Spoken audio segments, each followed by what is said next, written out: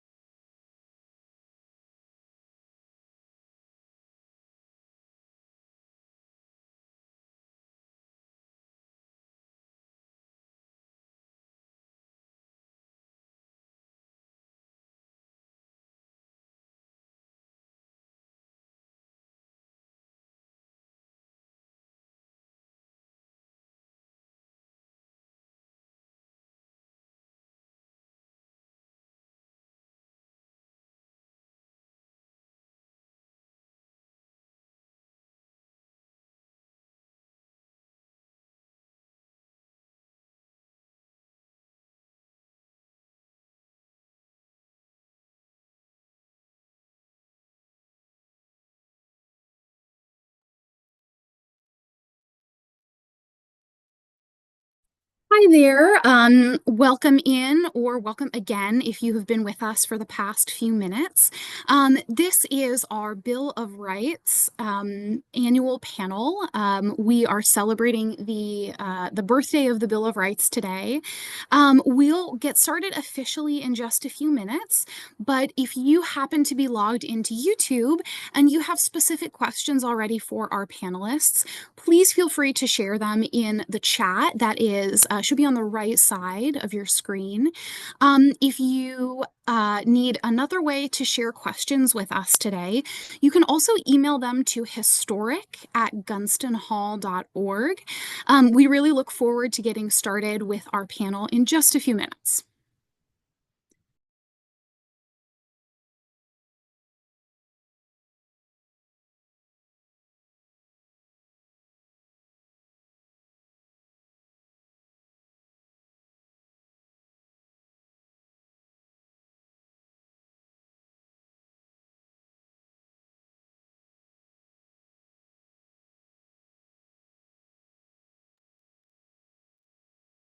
All right, it's just about 1:05, so I think this would be a great time for us to get started. Welcome. Thank you so much for joining us and taking the time out of your Sunday afternoon to learn about the Bill of Rights today.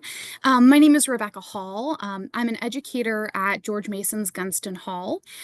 Today is actually the 233rd birthday of the Bill of Rights, and in order to honor the anniversary of its ratification, we're going to dive really deeply into one aspect of the Bill of Rights with representatives from two fascinating organizations.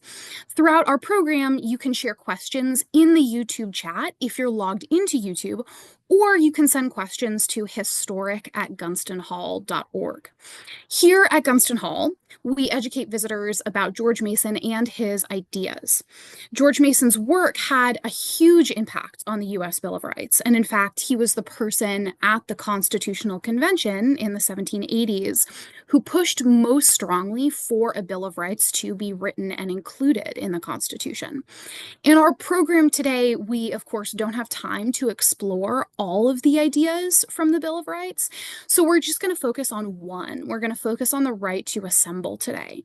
This idea is sometimes defined as the right or ability of people to come together and collectively express, promote, pursue, and defend their shared ideas. We know that George Mason hinted at this idea in the Virginia Declaration of Rights. He wrote this document, the Virginia Declaration of Rights, or VDR, for the Virginia State Constitution in 1776, and it had a huge impact on the US Bill of Rights.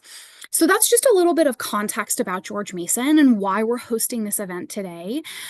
Before we dive further into the idea of the right to assemble, I'd love to have Elyssa and Liz introduce themselves and tell us a little bit about the work that they do. Elyssa, can you go ahead and tell us a little bit about Rising Organizers? Great. Thank you, Rebecca, for having us. Hello, viewers at home. My name is Elyssa. I am the executive director of Rising Organizers, which is an organization based in DC, but has a footprint all over the country.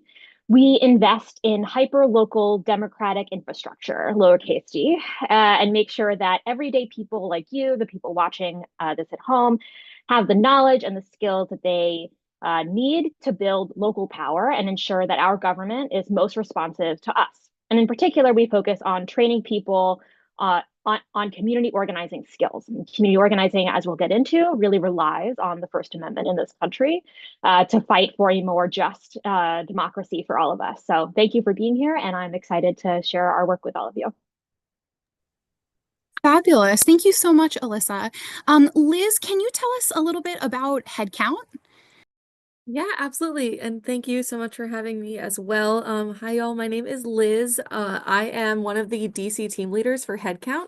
HeadCount is a nationwide organization. We're a nonpartisan nonprofit that focuses on voter registration and getting out the vote in communities around the country. We do so through a lot of community events, but we also, our main kind of bread and butter is we actually go to a lot of concerts and music festivals and register voters in those spaces because so often, there's so many people at those shows who might not even know they need to update their voter registration. So we're out there training people on how to register voters, getting out information about upcoming elections and different things that are on people's ballots, and just making sure that everyone's good to go for every single election. This past election cycle, we helped over 500,000 people check to make sure that they were good to vote. And in our entire history as an org, we have registered over 1 million voters. So we're celebrating our 20th birthday this year, and I'm excited to talk a little bit more about it today. Fabulous. Thank you both so much for being here. As you can probably infer, both of these organizations they are civic organizations and they use the right to assemble in order to do the really key work that they do. And what I would love to have right now is Elyssa and Liz, can you tell us about how the right to assemble applies to your work? You can give the best explanation as to how your work connects to this idea. And Elyssa, why don't you go ahead and start and tell us a little bit more about this? Great. Yes, this is a key right that organizers think about, and I'll talk a little bit about how we think about organizing. This is also a moment where I'll drop that I am such a fan of the First Amendment that I am very much wearing a First Amendment scarf, which does contain all the text of the First Amendment, and I thought was an appropriate thing to wear for this panel.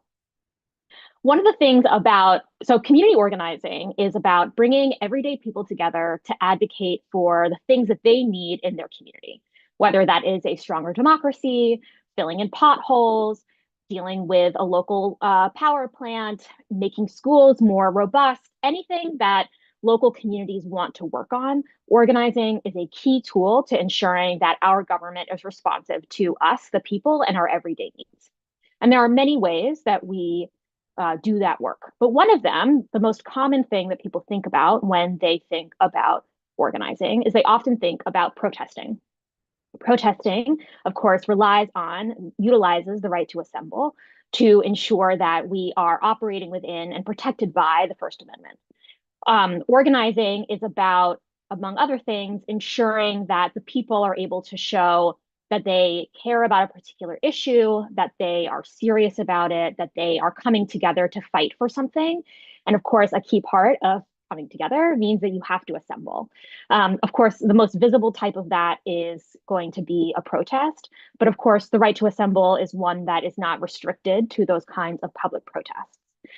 People coming together to advocate for a stronger democracy internationally, that is something that has been prosecuted by less democratic governments. And so here in America, we have this tool that is incredibly important for doing the work of fighting for a more just and equitable democracy, which is what organizing is all about. So at Rising Organizers, not only do we ensure that people know how to operate within their First Amendment rights, we also make sure that we are defending our First Amendment rights. And so that is something that we are keeping a really close eye on. And so we're excited to be a part of this conversation, not only with you all at Gunston Hall, but with all the viewers at home to make sure that we can defend this right today. Fabulous. Thank you so much. And you made mention of the right to protest. We'll talk about that a little bit more later in the program. But Liz, can you go ahead and tell us about how the right to assemble powers the work that you do? Yeah, absolutely. So a really big thing about HeadCount is that we are fully nonpartisan. And whenever I'm out training volunteers, whenever I'm training new people on how to kind of do the work that we're doing, I always really like to emphasize that we're not ever at any event, we're never at any show to promote any political party, candidate, or cause, but we are giving people all the tools that they need to be able to find out the information about different elections that are actually affecting them. So while we might not necessarily be giving people like that extra push maybe when you are going to a specific protest or one specific event, we're really making sure that people have all the tools laid out in front of them and all the information they need to be able to make those decisions on where they want to assemble and really what they want to devote their time to. Again, we're not really there to push one side or the other, but we really want to make sure that people are well informed so that if they want to go out, that they have all of kind of that information, all those tools in their back pocket. Yeah, I think what both organizations do is really, really powerful. And we at Gunston Hall do lots of education, both virtually here, as you can see today, but also in person. When we come together in groups, I think we learn a lot from each other about our democracies, how to engage with our democracy, and if we desire to change it, how to change it. So let's move on to our next question. The next question that I have for you all requires a little bit of background information. So we know that the US Bill of Rights explicitly protects many types of rights. It mostly focuses on rights that we can exercise as individuals, but the right to assemble is really unique in that it requires us to come together with other citizens in our society. So my question for you all is, how does your organization engage with collective rights or group rights, as we might refer to them? Do you feel that process is different than engaging with or educating about individual rights?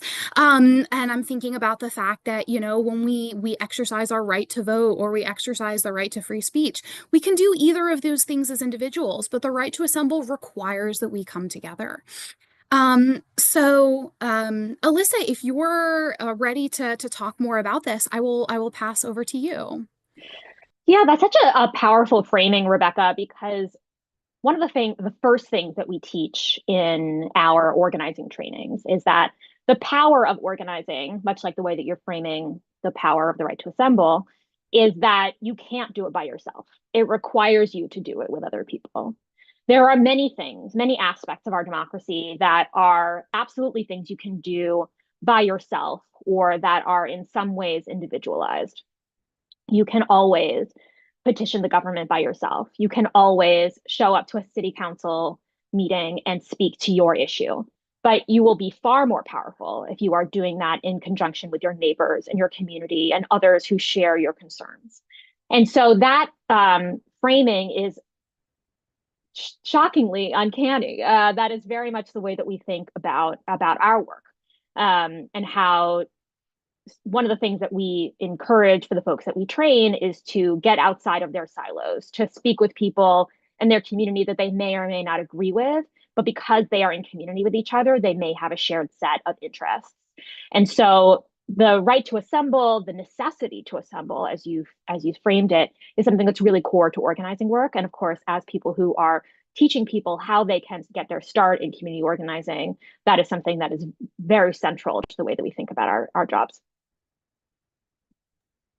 Thank you for that. And Liz, I'll pass it over to you. Maybe you can tell us a little bit more about what the right to assemble, how that group right looks different for people who think that they're just going to a concert and maybe are going to learn more about democracy accidentally.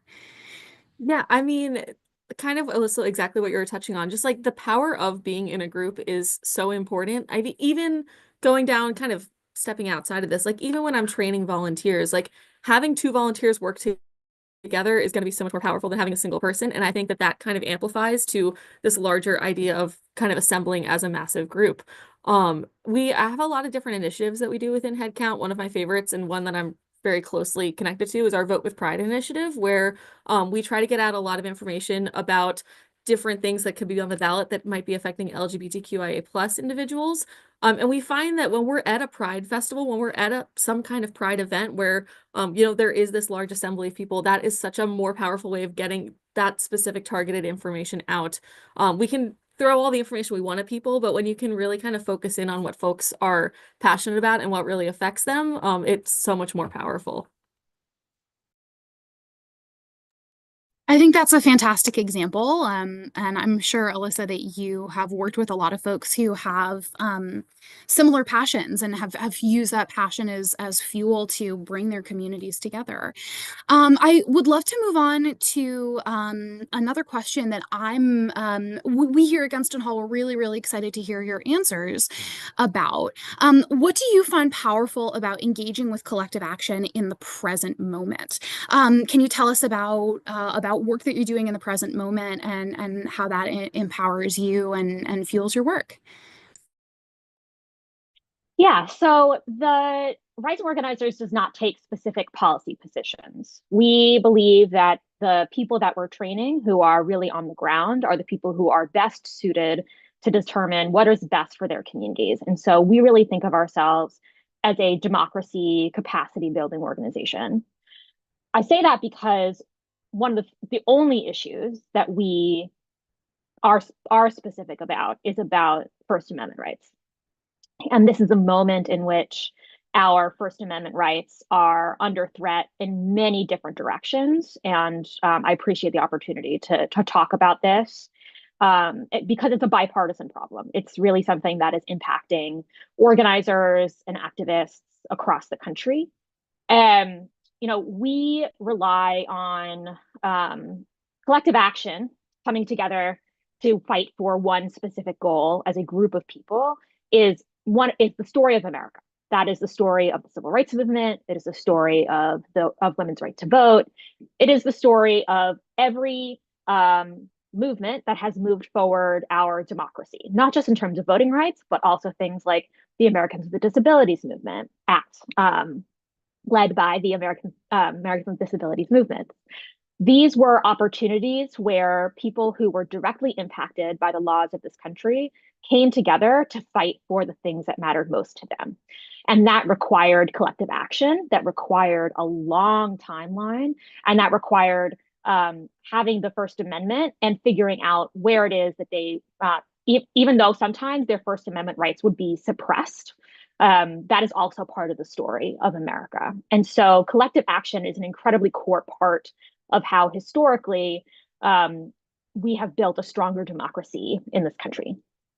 The challenge throughout history, and we're seeing this now, is that there have been times where exercising those First Amendment rights have been restricted, or when there has been an extremely harsh overreaction from the government to people exercising their First Amendment rights. So, for example, one of the most famous examples of this, of course, would be the lunch counter sit-ins during the civil rights movement, where people were technically perhaps breaking an immoral law, segregation laws, but were also exercising their rights to assemble. And they were met with extreme police brutality and also violence from bystanders, people who didn't even have any authority to exact violence against them in the first place. Not that I think that having authority means that you should exercise it. Right now, we are seeing from across the political spectrum serious movements, particularly youth-led movements, that are fighting for a more just and equitable democracy that is responsive to the people and their needs, and that is being met by some pretty scary overreach. And so I'm thinking of particular examples. In Atlanta, there have been a series of organizing and protests to stop something called Cop City, which is basically a massive training ground for police officers that would do serious damage to the environmental situation to a particular area of forestry in Atlanta. And organizers assembled. At times, they engaged in civil disobedience, which is part of the American story as well. And they were met with some truly heinous overreach. The government had tried to prosecute them under RICO charges to try and say that they were some sort of organized band of something or other. And this has been pretty widely observed across the organizing spectrum as something that has the ability to be extremely dangerous for our free speech rights. People who are concerned about free speech are also concerned about certain comments from anti-democratic forces in this country that have said that they are happy to use violence and force against protesters in the coming years. These are things this is a nonpartisan issue. Both sides of the political spectrum have leveraged this legal system to try and disempower the right to assemble. And it's something that we all as Americans should know when we're seeing it. We should be able to assemble. We should be able to fight for the things that matter to us. And of course, there are going to be times where civil disobedience is a part of that strategy. And also, we need to be extremely aware of when state overreach is happening. And so, to get to your core question, the right to assemble is how we have built a stronger democracy from before the times that we had a democracy. And if we are not diligent about protecting that right and all of our other First Amendment rights, there is no reason, there is nothing to say that we can't have a serious backsliding in the way that that right is exercised. So that would be both my answer to your question and also my charge to the folks who are watching this at home. Thank you for that. I think that you've touched on a lot of issues that we really deeply care about here at Gunston Hall. Our mission, as I mentioned, it centers around George Mason's ideas and the way that we continuously reinterpret these ideas at many, many, many different moments in history. I'm wondering, Liz, do you have anything about the present moment and the work that you do that you'd like to share? Is there a specific issue in this moment that connects to the right to assemble that you'd like to talk more about? Sorry, my computer was being weird about letting me unmute.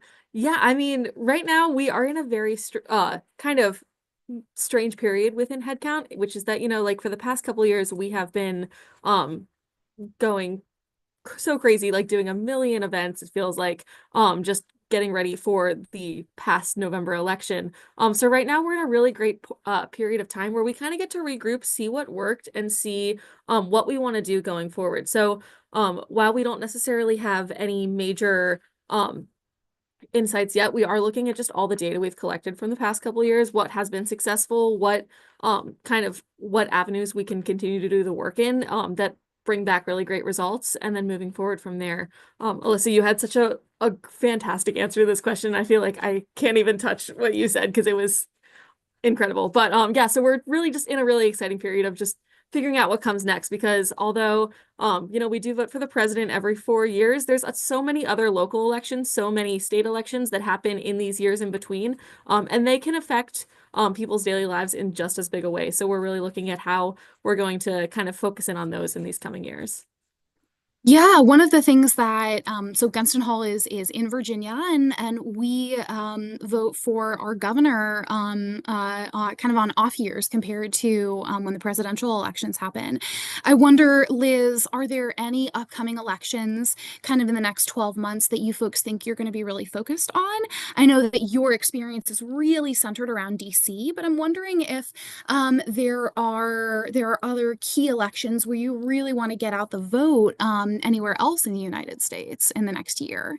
I mean, so a really great thing about HeadCount is that we are a very volunteer heavy organization. I am a Mhm. my role, I am a volunteer in it, and we have Mhm. volunteers across the country. There's over 100 of other team leaders like myself. So I Mhm. really do get to focus on DMV issues for the most part. I do a little bit of traveling, but primarily Mhm. I'm in the DC, Maryland, and Virginia area. And actually, personally, as a Virginia resident, I really think that Virginia governor election is going to be one of my personal main focuses for the next year. That Mhm. being said, there could be some other major things as well that we're trying to focus on. But I know, already looking forward exactly what you were saying, that governor Mhm. election is going to be the big thing that's kind of top of my to-do list for the next year or so. I really look forward to seeing keeping an eye out for HeadCount's presence at different cultural events in the area. I think that as with both of these organizations and the subjects that they talk about, when you start to pay attention to the work that's being done, you see it jump out in many, many different places. So I have one more question that I have prepared in advance. And then in just a few minutes, we'll jump over to some questions from the chat. So the last question that I have talks a little bit about implied rights. What we know is that many of the authors of the Constitution believed their new document implied citizens had certain rights. George Mason actually refused to sign the Constitution because he felt that a Bill of Rights was necessary to guarantee some of these rights. And eventually, when the Bill of Rights was ratified exactly 233 years ago, it stated that Americans have certain rights that aren't listed in the document. The right to protest is one of these rights that's not explicitly listed, but it has been interpreted as a key right by many Americans over the past 250 years. We know that George Mason was thinking regularly about a variety of things, about the right to petition your government, the right to speak out against your government, and the right to reform your government. And these three ideas, they all come together to make the right to protest.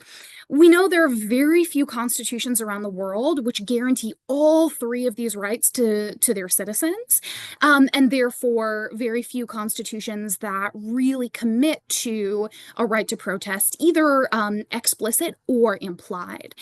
Elyssa and Liz, and I'm hoping you can tell us more about how your organization understands the right to protest and how this is connected to the right to assemble. Elyssa has already started talking about this and given us some historical context for when people have exercised this right, but I think that there's a lot more that we can talk about here, and so I'll turn it over to Elyssa.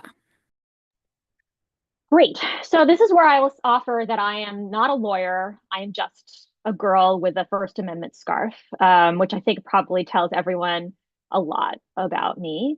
And so the technicals of how the First Amendment has become shaped around this particular issue is something that is I can speak to, but I also want to note from the top that despite my mother's hopes and dreams, I am not a lawyer. I think that this is to add on to what I was saying earlier, this is a great moment to speak about what are the particular opportunities that exist with the First Amendment, with the right to assemble, that are not present in other places. I'm an organizing trainer, first and foremost. I teach people how it is that they can engage with their democracy on an everyday basis. And that is something that is both a new way of thinking about the democracy sector and a very old way of thinking about the democracy sector. Many people in the democracy sector think about democratic rights as being something that is primarily exercised in the voting booth. And we love the voting booth, obviously. And also, one of the things that, yeah, we love it. And also, one of the things that we want to be additive to in that conversation is how they can have a broader understanding of the rights that they can leverage to advance their goals as a community, as people who live in this country. So the way that we think about the right to protest is that it's a core right. In addition to being a core right, though, we think about how do we teach people the way to utilize this right, the right to assemble, the right to push back on their government, the right to speak freely, the right to a free press. How do we leverage those rights to advance a more just and equitable democracy? And as I spoke about earlier, in particular, we're thinking about ways that is currently under threat.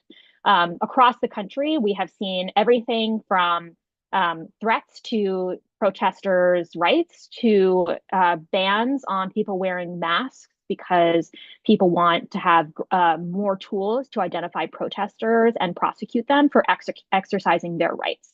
And so this is a moment where, as an organizer, we know that this right would not be under threat if it was not extremely important. And that's why we need to raise the alarm with all of you, people who may not necessarily go to protests very often, who may not even think about them happening unless they're on the news, which is very rare. And note that this is the canary in the coal mine of our democracy. If you care about our democracy writ large, you need to be turning your eye to protecting the right to assemble, to protecting the right to protest, because that is where across the country on a bipartisan level, repressive governments in America are working to roll back our rights. And so that is a particular way that we are thinking about it. And we are thinking about, how do we keep our people safe? How do we teach people how to assemble in a way that is strategic, that is lawful, that is protected? And how is it that we are calling out these moments where those rights are under threat? Thank you for that. We know that drawing attention to the things that are fundamentally part of our Constitution are this is very important and has been for 250 years. I want to turn over to Liz and ask, in your work with HeadCount, is there anything that you can share related to either the right to protest or these ideas that come together to imply the right to protest? Thinking about petitioning your government, thinking about speaking out against your government, criticizing your government, and also thinking about the right to reform our government. Are there particular ways that HeadCount thinks or talks about these ideas? Yeah, absolutely. So we actually started an initiative back in 2021 called Save the Vote. Because like I said, I live in Virginia. I've lived in DC and Pennsylvania as well.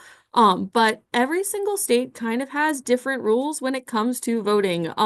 In some states, like in DC, you can walk up on election day and with proof of your address and proof of identity, you can register to vote right on the spot. In other states, you need to do it weeks in advance, maybe a whole month. You might need to be talking to someone who's been deputized in the county that you live in to be able to register.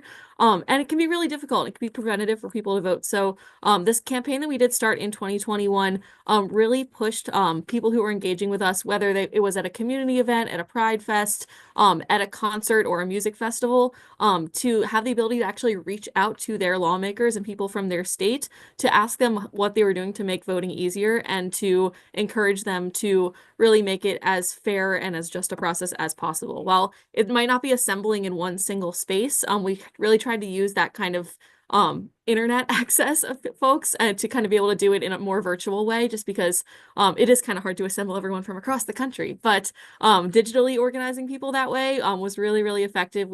I don't actually know the numbers off the top of my head, but we sent countless emails to lawmakers from around the country to really push just kind of that equal ability to vote. And so, yeah, assembling maybe virtually is a little bit more our scene, but we've definitely done it quite a bit. And I look forward to kind of continuing that work. That's really fascinating to hear. I know that having a collective voice online has been really important for a lot of different civic organizations, especially since the rise of COVID-19.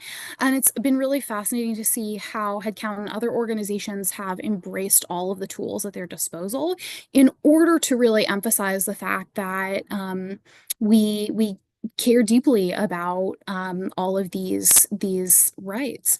So I want to draw attention to a question that we received in our YouTube chat. I believe Thomas is the name of this user, has said, "Hello and thanks for this panel. One of the key challenges of the current moment is the increasing legitimization or legitimation of violence against people peaceably assembled. How are your organizations tracking and responding to this trend?" Elyssa, I get the sense that you have an answer for this, so I'm going to turn it right over to you. Yes, great. And Thomas, your question was delivered to us right before I went on my first rant about this particular problem. So I'm glad to see that you and I are on the same page. How are we tracking this? So The first thing I want to say is that I really appreciate you raising this question. As you already picked up on, this is something that is deeply concerning for me, and it should be deeply concerning for all of us. Since we are based in the DC area, that means, but have a footprint nationally, we are particularly thinking about protesters' rights in the nation's capital. That doesn't just mean protests that might be going on towards a presidential administration, but also towards what happens against, or towards, I should say, our democratically elected government in DC or institutions in DC. So something that we saw across the country was a strong level of police repression and violence against students who were coming together to protest on their campuses. There were times where that protest did escalate, and there were many times where those protests were extremely peaceable until the police escalated it. And so we are thinking a lot about how is it that we can do more like this, more panels like this, have more conversations like this, and make sure that people are thinking about how it is that the right to assemble is being met by more and more extreme measures. On campus, that is an example. The RICO charges in Atlanta is an example. We know that this incoming administration has entertained the idea of using the National Guard against protesters, and did in 2020. And so how are we tracking this? The main thing that we're thinking about is how do we build the capacity to fight back against these kinds of repressive tactics, no matter who they're coming from. Like I said earlier, this is a bipartisan issue, and we're a nonpartisan organization. Governments overreacting using violent repression against people exercising their rights to peaceably assemble is something that happens across the world, and something that happens across the country, no matter who's in charge. So we're thinking about, in particular, how do we build the capacity of individuals in their localities and their states to note when this is happening and to do something about it. How is it that you can make sure that your government knows whether you're calling them, whether you're joining the next protest, or any other number of the tools you have at your disposal? How are you making sure the government knows that you know what they're doing, and that you are naming it for them, and that you are engaging in the process to protect this right? That's one piece. The other piece that we're doing is building our internal capacity. And this is where I would invite everyone who's on this call who's interested in this question to join Rising Organizers. You can go to our website and sign up for the email list. And that is going to be a way that we are building, we're hiring more staff, we're expanding our programs, and making sure that as many people as possible know that this right exists, are exercising it in the way that they see fit, are being defended by the right people who know that they know their rights. And in this way, we're really working on building up the base of democracy in this country. I know it's a very long, complex question, but it's a long, complex answer, or long question, sorry, other way around. I know it's a long, complex answer for a very good and complex question. And so I want to thank you for asking it, and offer that is some of the ways that we're starting to approach that. And if you would like to be a part of that work with us, and I hope that you do, please visit risingorganizers.org, and we would love to have you on our team. Thank you so much. One of the things that I want to add as a follow-up is that while Rising Organizers and HeadCount are active in our local and national community in very different ways, both really, really rely on volunteer efforts. And we here at Gunston Hall, we understand that very, very well. We are a volunteer-fueled organization. And I think one of the additional bonuses of us coming together for this conversation is to see the number of different ways that volunteerism has made a really big impact in the way that we as a community, a larger DC community, talk about civics. And so we just have a few minutes left. I want to turn over to Liz and ask if there's anything that you'd like to add about peaceful assembly, ways that HeadCount might be thinking about this, and promoting this. Yeah, I mean, Elyssa, the work that your org does is so much more kind of in the field and on the ground. So I feel like you kind of hit the nail on the head there. But in addition to so many of the great points you touched on, a really big thing that we're really focused on is just really in-depth training, because as much as we can't predict every little detail out in the field, if we can give our team leaders and our people who are managing our volunteers with as much information as possible before they're actually out into any potentially dangerous situation, it can make it a lot safer for our entire volunteer teams. We go through pretty extensive training on just de-escalation, anti-harassment, and we really try to pass that on to every single volunteer. We have like monthly calls where things like that are brought up, just to make sure that everyone is as well educated as possible, because if the people who are managing our volunteers are able to de-escalate a situation, it makes it a lot safer for everybody else who's actually out on the ground. Thank you for sharing that. We have time for maybe one more question. I don't know if anybody has anything last minute that they want to throw into the YouTube chat. Um, um, so I'll wait about 10 seconds to see if we have anything coming in. But again, we're so grateful for Elyssa and Liz for both of your times today, and also to everyone who is watching this live or recorded.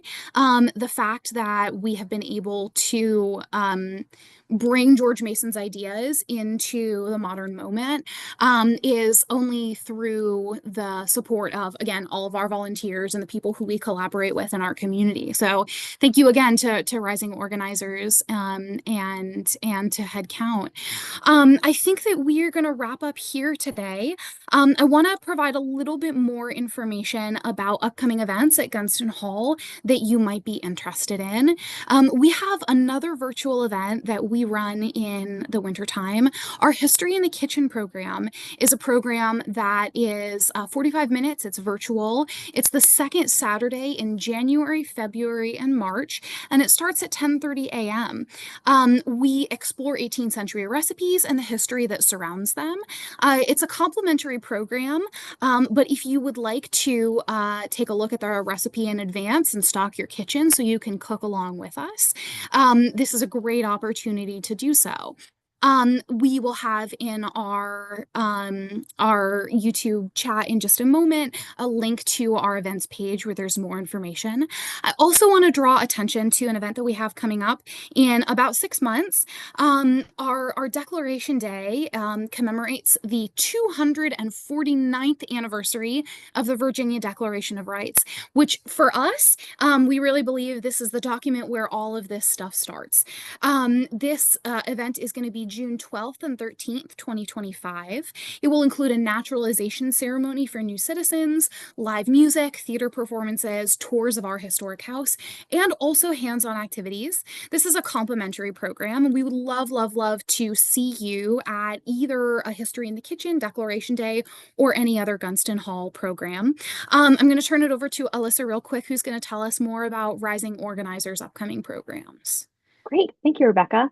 All of you at home, thank you so much for being engaged in this really important question. I wanted to offer a couple of upcoming opportunities with Rising Organizers that are both in person in the DC metro area and virtual.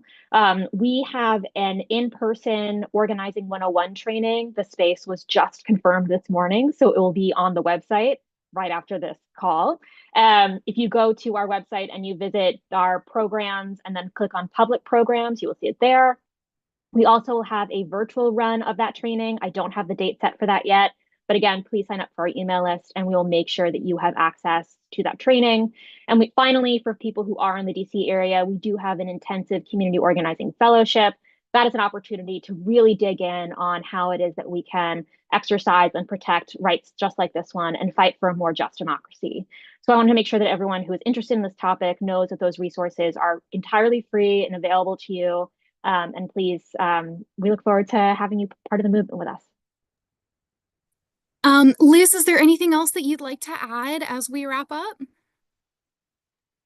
Yeah, I mean, we actually do not have any upcoming events right now. Like I said, we're kind of in that post-election pause right now, but hopefully you're breathing and recovering. Yes, yeah, I'm finally getting some sleep. But come March 1st, we're really hoping to start getting some events back up especially in the DC and Virginia area. So definitely check out headcount.org, look at our volunteer page because we'd love to have you come out for a show, an event, or a naturalization ceremony even. We do those as well. I will say I actually first registered to vote with HeadCount, and now I've been with them for almost 5 years at this point. So it's definitely a really great organization to volunteer with, and we'd love to have you on a team someday. That's so So sweet. I know it was at a music festival. I ran into them, I registered to vote, and now here I am. But yeah, we'll be at hopefully a lot of fests and a lot of shows this year. So come see a show with me or come hang out at a festival with me. Yes, Yeah, you can proof also just come that hang out with me. Like I'm fine. Just hang out with me. you too can get more involved in your community, learn about civics, exercise the right to assemble, and all of your other rights that are guaranteed in the Bill of Rights. Thank you so much to everyone who, again, who is watching live or watching a recorded version of this. Feel free to share the link to this event with all your networks and all people who might be interested in learning more. The link to this will be live on our YouTube as soon as we wrap up today. Thank you again. That's all from us, and we hope to see you sometime soon. Bye.